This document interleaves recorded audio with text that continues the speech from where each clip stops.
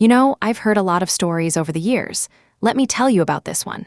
There's a father who reached out recently, and what he shared has stayed with me.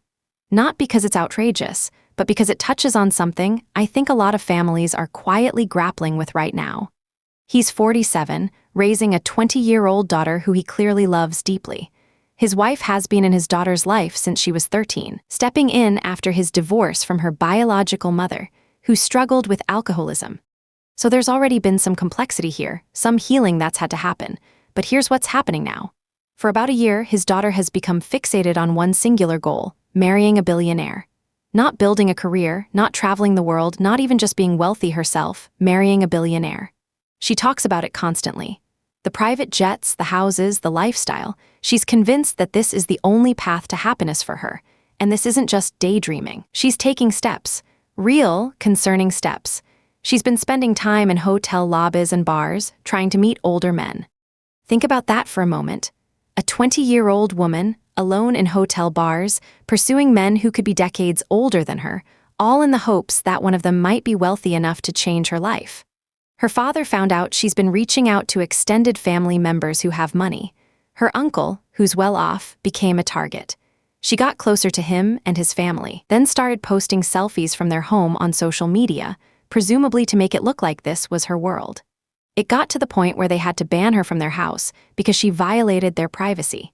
She's done similar things with other friends and family who have even slightly more lavish lifestyles, and then it escalated further. She started messaging her father's work colleagues on LinkedIn, not to network professionally, but to send them suggestive messages. She asked one of them to buy her expensive jewelry. Her father had to find out from these colleagues directly, which I can only imagine was humiliating for everyone involved. Now here's what makes this even more heartbreaking. This young woman isn't struggling intellectually.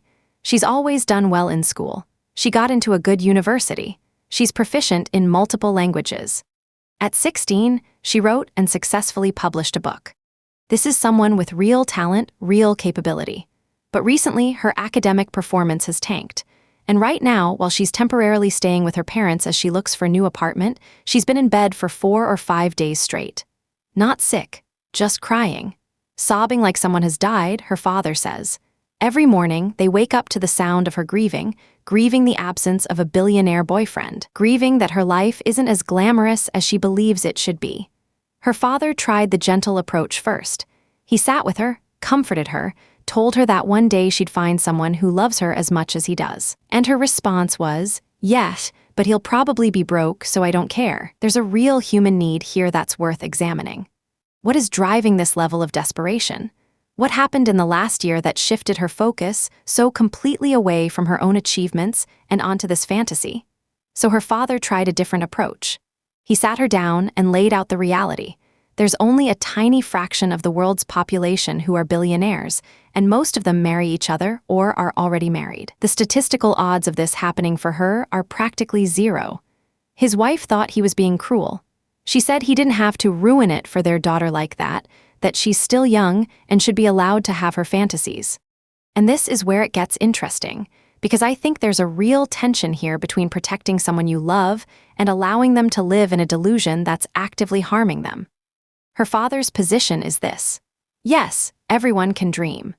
But when those dreams lead you to violate other people's boundaries, when they cause you to proposition your father's colleagues, when they send you into hotel bars alone trying to meet much older men, when they destroy your academic performance and leave you sobbing in bed for days on end, that's not dreaming anymore. That's something else entirely. And he's worried, rightfully worried, because a young woman pursuing much older men in the hopes of wealth is vulnerable. She's at risk of being manipulated, exploited, or worse. So he's asking, was he wrong to be so direct with her? Should he have let her hold onto this fantasy a little longer? I want to talk about something that's at the heart of so many struggles I've seen. When we watch someone we love chase something that's hurting them, there's this instinct to either protect them from reality or to shake them awake. And neither feels quite right, does it? Because on one hand, yes, she's 20. She's young. Part of being young is having outsized dreams and learning through disappointment. But on the other hand, this isn't just a dream. It's a fixation that's causing real harm to her relationships, to her education, to her safety, to her sense of self-worth. What came next was that her father started digging deeper. He's reaching out to therapists. He's going through her social media, which is all public, trying to understand what shifted. And I think that's the right instinct, because something did shift. Dramatically. This young woman went from writing a successful book at 16 to spending her days in hotel lobbies hoping to meet a billionaire. That's not just youthful ambition or social media influence. That's a fundamental change in how she sees herself and her value in the world. Notice what's actually driving this. It's worth looking at. She doesn't talk about love. She doesn't talk about partnership or connection.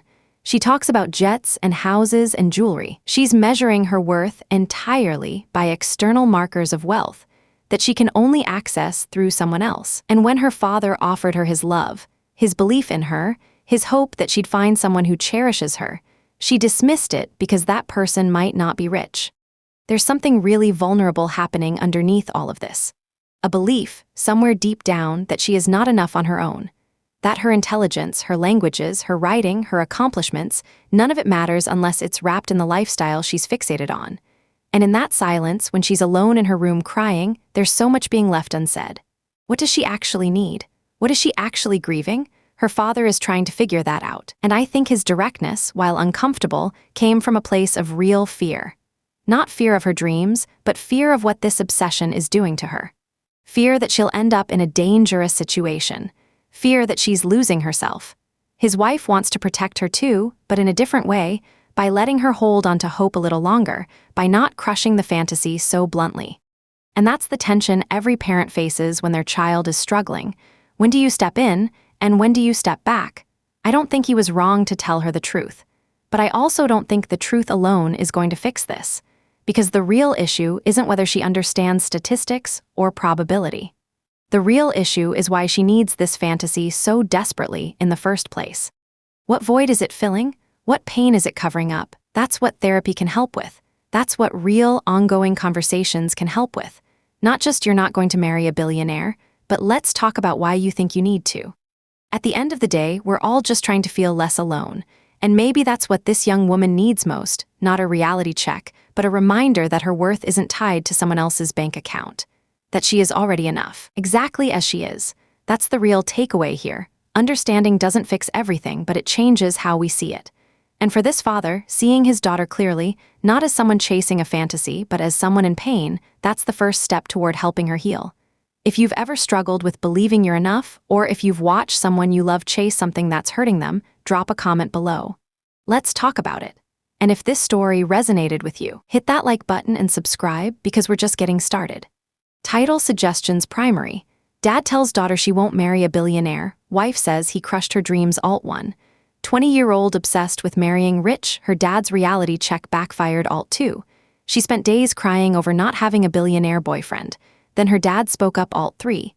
Hotel bars, LinkedIn messages, and a billionaire fantasy. This dad had enough.